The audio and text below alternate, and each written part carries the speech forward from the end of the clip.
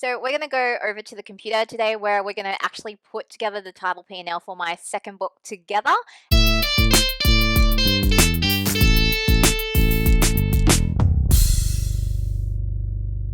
In my last video, I showed you guys a couple of different real life industry examples from traditional publishers on how they did their title P&Ls. And out of all those examples, the one I liked best was the one provided by Jane Friedman. I just thought hers was the simplest to understand. However, for the rest of us, where we just kind of get into self-publishing and we have no idea how many copies we're going to sell, I'm going to give you guys access to this template that I'm using, because what I've done here is really put the emphasis on understanding our fixed title costs as well as our variable title costs, and working out how many copies we need to sell in order to recoup our investment on that particular title. So when we do spreadsheet modeling, there are two different types of inputs mainly. You've got data, which is known and quantifiable input. So you've got a real world source for this, and that amount is not really going to change. You can actually pin it down to an invoice, a quote, or some other external data source, or your personal experience, something like that. You then also have what's called assumptions. And assumptions are really those things that you have no idea about, and you're just kind of putting in your best guess based on your personal experience, intuition, your gut feel, whatever else. And as a general rule of thumb, the more assumptions that you have in a model, the less reliable your estimate is going to be. The more data you have, the less kind of unknowns that you've got in your model. And as we know in this world with COVID last year, like anything can happen. The first time that you're doing this for a book, you're just going to have tons and tons and tons of assumptions, because ultimately, even though you're going to have comparable titles in the market that you can kind of base some of your assumptions on, you don't really know how your book is going to do until you publish it. Over time, if you're publishing a lot of similar titles, then you can start using how your past titles did on certain measures in order to base some of your assumptions on. My second book is titled tentatively Spring Cycle. For now, who knows? I might change it, because I certainly did change the title on my first book literally a couple of weeks before I published it. The trim size I'm going to keep to 8 inches by 8 inches, and my functional currency is Australian dollars. With self-publishing, because you have the opportunity to have this global reach, you're going to be dealing with lots and lots of different currencies. So you want to make sure that you're comparing everything in the same currency. Otherwise, that's going to be a pretty massive error in your spreadsheet. The next thing I want to talk about is the expected sales mix here. Because your title is going to be available globally and in different formats, you're really needing to look at the mix of how that title is going to sell. The first kind of mix you've got to think about is your format. With books, you really have four main formats. You've got your hardcover, your paperback, your ebook, and your audiobook. Those are your four. I haven't put audiobooks in here because in my particular niche, I basically have to give away the audiobook for free. I'm self-producing my audiobook with equipment that I already have. It is basically not costing me anything additional to produce the audiobook. So the audiobook is basically not contributing anything. In the template that I give you, I'll make sure that audiobook is included in there in case that's going to be applicable for you. So for me, because I'm targeting such a young demographic for my book, I have to have a hardcover. I can't get away with just doing a paperback, which I would love to do because paperbacks are just so much cheaper and the margins on them are so much better, but I have to have a hardcover. Unfortunate. So how did I figure out this assumption? Well, I could have just guessed, duh, but that wouldn't really have gotten me a very reliable assumption. So what I actually did was, when I was looking for beta readers, I posted in a Facebook group, a couple of Facebook groups where I knew my target audience was hanging out. And in my beta reader sign up form, I put in a couple of questions. The vast majority of people are reading them in print and in hardcover. I'm going to go ahead and put those rough percentages in, and you don't need to obsess with getting all of these assumptions 100% right. Like if you're kind of within the 80 to 100 20% accuracy range, like that's pretty good. Real life is gonna do its thing, and it's gonna probably in 90% of the cases turn out to be completely different from what you actually thought it was gonna be. I'm gonna put in about 56% for hardcover, let's say 41% for paperback, and I can't do maths in my head, so all right, 3% ebooks. All right, check that adds up to 100%. Otherwise, again, you're going to be introducing errors into your model. The second kind of mix you're going to have is your regions. Let's have a look at what my survey results said in terms of where my audience lives. The biggest chunk by far lives in the US. I then have a pretty big chunk from the UK, Australia, and Canada as well. You'll notice in your spreadsheet, like, hey Deb, if Canada's a big region, like why don't you actually have a Canadian column on it? The reason I'm not doing Canada separately is because getting books to Canadians apparently is like a huge problem. There are no printing facilities in KDP or Ingram Spark that are actually based in Canada. So as far as I can tell, whether you're distributing via KDP or Ingram Spark, like they're still getting their books shipped out of the US print facility. Anyway, for that reason, I am lumping the Canadians in with the Americans. Sorry, guys. I know you guys like two very different countries, but sorry, that's just how the economics are working at the moment. The US North American region is kind of forming about, let's say, 56%. I've got a decent chunk from the UK as well. Let's pop in about 20% there. My Australian region's fairly sizable as well, so I'll say 15%. And Europe is basically going to be a stand-in for everything else. So let's see, that's 91%. So I'm going to pop in 9% here. If you're going to have global sales in all these different regions, you need to convert it back to your local currency. So for me, I need to convert all of this back to Australian dollars. So you can grab an FX rate from anywhere. Basically, I like XE or OANDA. It's going to give you an exchange rate pretty much that's current. So that's good enough for now. That is pretty much my assumptions about sales mix done. The next part is your fixed title expenses. And again, you don't have to get overcomplicated with this. I just have this gigantic list. You'll see I've distinguished between what's at the publisher / imprint level for me, as well as what's specifically at the title level. And again, as I mentioned in my last video, you want to be looking at just your title level expenses here. So I'm going to go ahead and just filter for title. So the first expense that you're going to have at the title level is your ISBNs. You can get away with not paying for ISBNs if you're just kind of in this and you're just like, I don't really know. I don't know if I'm serious about like having this as a business. Okay, like, go for it. Don't bother. The reason why I would encourage you to get a ISBN anyway is because the cost of an ISBN in the context of how much you're going to spend self-publishing is not much at all. So don't be penny wise, pound foolish, basically. That's my view. So I got my ISBNs in a 10-pack from Thorpe Bowker here. I have 3 formats of my book, so I needed an ISBN for the hardcover, the paperback, and the ebook. So I'm going to put in 143, divide by 10 because it was a 10-pack times 3. For the art, I'm going to illustrate my book again, and I'm going to do my own cover again. So here, my cash outlay is going to be 0. For proofs, I actually had to get 4 different proofs. Let me highlight them over here.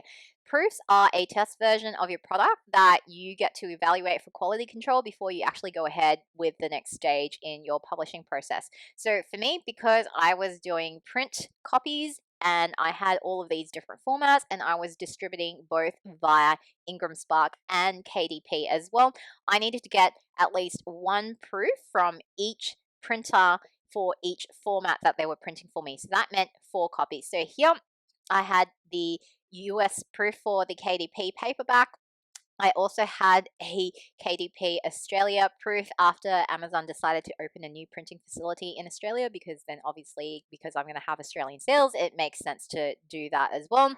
Then I have my Ingram Spark hardcover as well as my Ingram Spark paperback proof. And the other assumption I made here was because Ingram Spark is global, I assumed that they would have an identical printing setup anywhere in the world. Yeah, you can see I spent $87.72 total on proofing. So the next expense on my list was getting copies to all of my beta readers. If you don't know what a beta read is basically where you select a bunch of people from your target audience, your target customers, and you give them an early version of the book in exchange for them providing you with detailed feedback on how they liked it, how they didn't like it, what they wish you'd done differently, that kind of detailed feedback. And you basically take that feedback to make your book better. In exchange for them providing all of this feedback, you usually give your beta readers a copy of the final published book as a thank you and as a compensation for their time and effort in giving you that feedback. Out of the 137 people who signed up to do beta reads for me, I picked 10, and only 7 of them actually came through with comments. So that cost me about $175.99. If you want to know more about how I did my beta reads, let me know in the comments and I'll do a separate video on how I organize all of my beta reads. Finally, the last title level expense I had was my advanced review copies. Advanced review copies, or ARCs, are basically close to final, if not the final version of your book that you send out to people in exchange for an honest review of your book. You're hoping that they're going to give you a really good review that you can put on your blurb and in your social media posts and on your website and wherever else in order to encourage people to buy your book. For the 2 physical ARCs that I sent out, this actually cost me $63.24. All up on a title level, I've spent about $370 on my first book. The reason I'm pulling across the actual numbers from my first title for my second title is because I expect these costs to basically be the same, as I'm doing a very similar title for my second book and I'm going to be using a very similar process. The only thing that I might change here is on the advanced review copies. I might actually bump that up to let's say I bump it up to $200. I didn't get a lot of value out of my ARCs for book 1. I think I organized them at probably too last minute. So this time around, I'm probably going to make more of an effort into doing ARCs properly and promoting them and trying a few different outlets as well. That's it for fixed title expenses. Next is your variable title expenses. Like I said in my other videos, you can't really do much about the RRP, right? So the way I figure out my RRP is I literally go to, say, Amazon and I search for a comparable title. So one of my comparable titles is a book series called Mina Learns Chinese. I think this was like the first kind of book in this particular niche that I was going for. And I just go through here and I'm going to filter for a particular format. If I look at the hardcover formats, you can see that she's priced it at roughly $15.99, and there's some other comparable things. I Love My Daddy by Samantha Chan, I think, is another one. Yep, so here, if I go to this author, she's a comparable author to me as well. I can look at her large print books. All right, so here you can see that she's only doing paperbacks. It doesn't look like she's actually doing hardcovers here as well. So when you set up your title in Ingram Spark, part of the setup process is you have to put in a whole bunch of pricing information. So we're just going to click over and have a look at the info that I've inputted for my hardcover. So here in the title setup screen, you've got basic info, print info. You want to click over to the print info tab and scroll down until you basically find your pricing for all of your different markets. You can also set your discount and your returns here. And this is the information that you're going to get in terms of populating your variable title expenses over here. I'm just going to go ahead and pop in all of this information for my hardcover. I'm pretty sure that all of these prices here are exclusive of sales tax. You can see in Australia, this is specifically noted as GST exclusive, and I think that is the case for all of these other regions as well. Now let's go ahead and have a look at the same thing for my paperback. All right, so that's the paperback. Now with ebooks, you can choose to do them through Ingram Spark. You'll notice that when you ask to upload the title, you can get a print and ebook for $49, and it actually costs the same to do a print only books. I'll do a separate video on all of that stuff, but essentially, don't bother distributing your ebook through Ingram Spark. You're going to make more money if you distribute directly or use one of the other specialty ebook distributors to do it, because Ingram Spark and ebooks just kind of suck. So for my ebooks, I'm distributing directly through to KDP, Google Play, as well as on my website. So to get the same pricing information on KDP, you're going to log into your KDP account, go to ebook on your bookshelf, and you go over into edit ebook pricing. Scroll down and you're going to get this section, which is going to load with all of your pricing, royalty, and distribution here. Two things I want to distinguish here. One is your rate, your commission. You're basically choosing between taking 70% of the royalties or 35%. That is a totally different video on that, but I have just picked 70% because that's actually going to give me a higher net compensation figure. I'm going to put in my ebook prices. And because Amazon kind of has distinct websites for each of the marketplaces in Europe, it doesn't really matter here. Just kind of pick one at random. The whole point of this Title P&L is to just get a pretty good ballpark. You're not going to be 100% accurate because real life just never really matches up exactly to your expectations. So here I'm just going to randomly pull in the German one, which is €3.35. The other thing to note with Amazon Kindle, which is different from the other ebook retailers, is that they charge a delivery fee based on the file size of your ebook. So that's the other information I'm going to pick up here, which is basically equivalent to the print on demand expense per unit. So I'm going to go ahead and pop in 51 cents for the US. Now we're going to go over to the print on demand expense per unit. Ingram Spark actually has a calculator for working out your exact print cost. And if you have already got your title set up with them, you can copy over your ISBN and pop it in. And it is actually going to go through and preload all of those information that you've already set up in your metadata. Hit calculate, and it's going to come up with your print charge here and your publisher compensation. So I'm going to go ahead and do that for all of my books.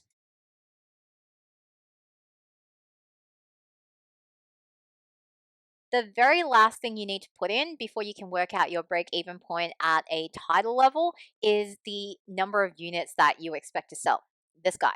This is going to be the total number of units you expect to sell across all regions and all formats. Right now, I'm looking at a total fixed title expense cost of around $500.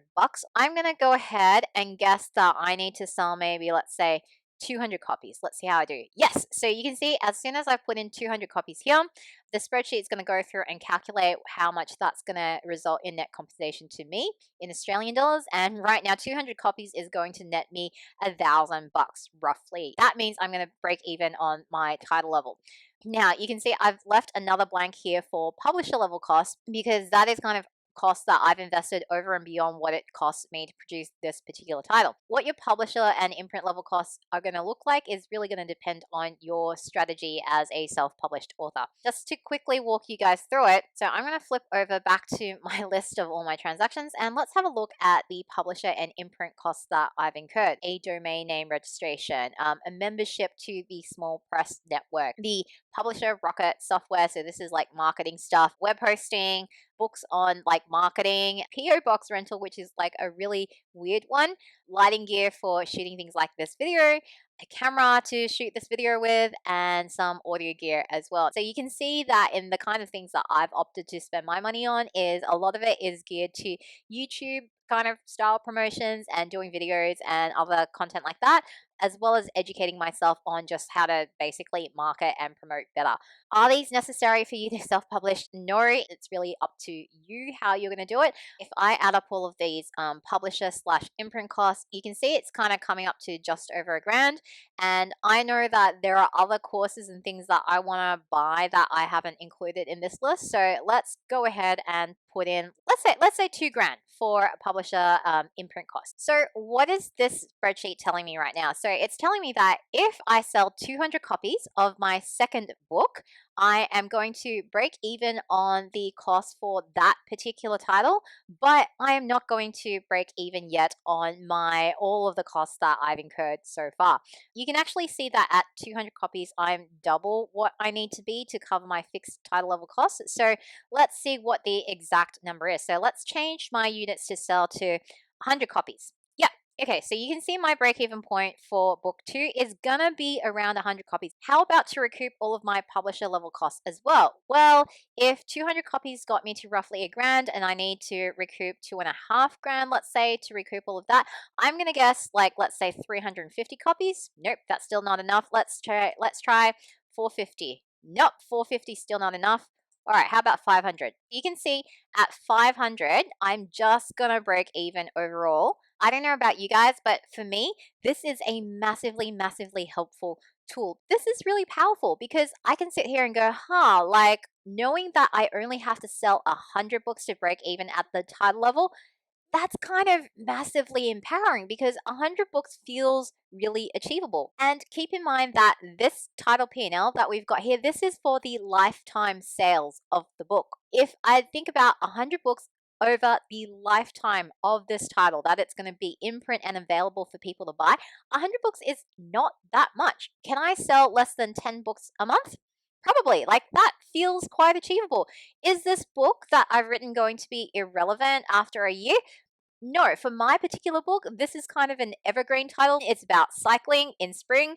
Every year, there are people who ride their bikes in spring, and Spring Cycle is a huge cycling event in Sydney every single year. So I kind of have the expectation that every year around spring in Sydney, I could probably move quite a few books. Is there a limit to the audience for my book? Well, no. This makes me feel really, really good and really optimistic about the fact that this title is going to be commercially successful because I know for myself, I know based on my first book how many books I'm likely to sell. So I know that I'm probably going to make money back.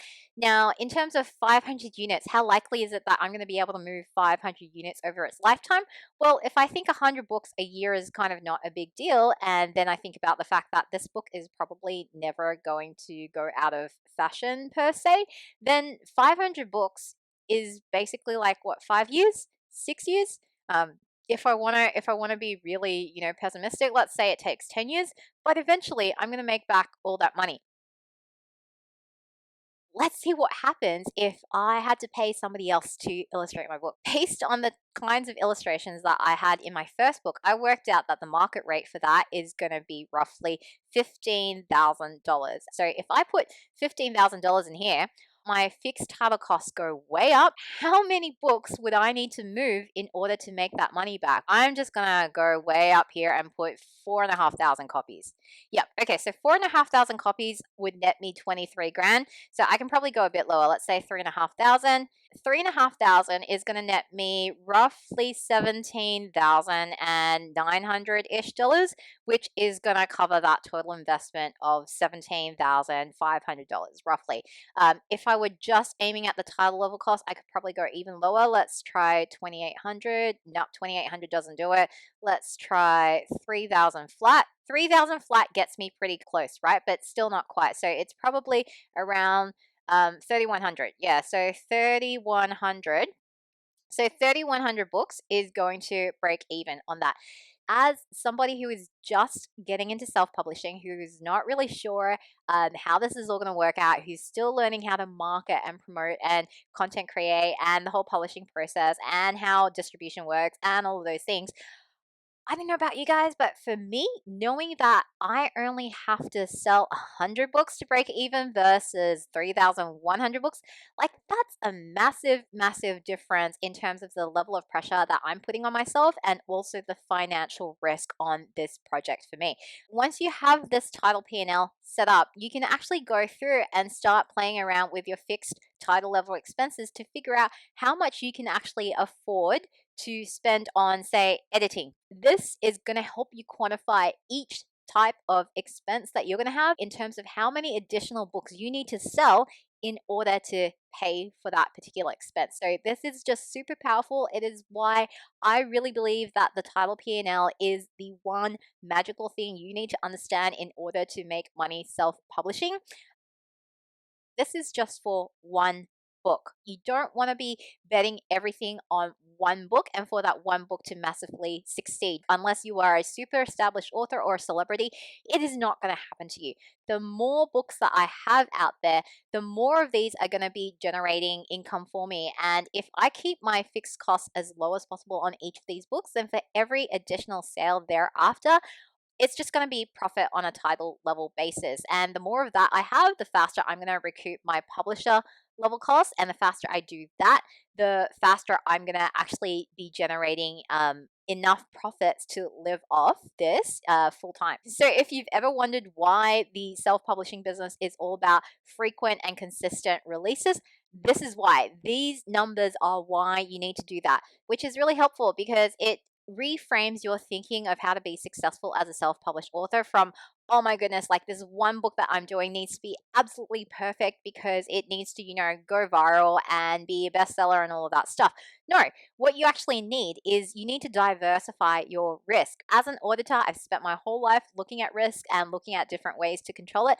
The number one strategy for managing risk is to diversify. You want to diversify as much as possible so that if one risk actually comes to pass, it doesn't immediately kill you. So, what you want to do instead is you want to find a niche. You want that niche to have a sustainable demand for books, right? You then want to be publishing frequently and consistently in that niche so that over time, as you build up a back catalog of books, each book is selling, maybe one or two or maybe 5 or 10 copies per month.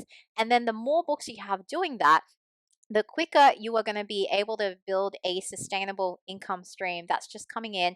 And as long as all of that is happening, you're going to be able to live off this full time. But first, you have to actually publish. This is just a tool. This is not a substitute for actually sitting down in a chair and writing your next book. And on that note, I'm going to wrap up this video here and go back to working on my second book. Thanks for watching. Please like if you enjoyed this video, and you can subscribe for more videos like this on the business side of self-publishing. See you next time.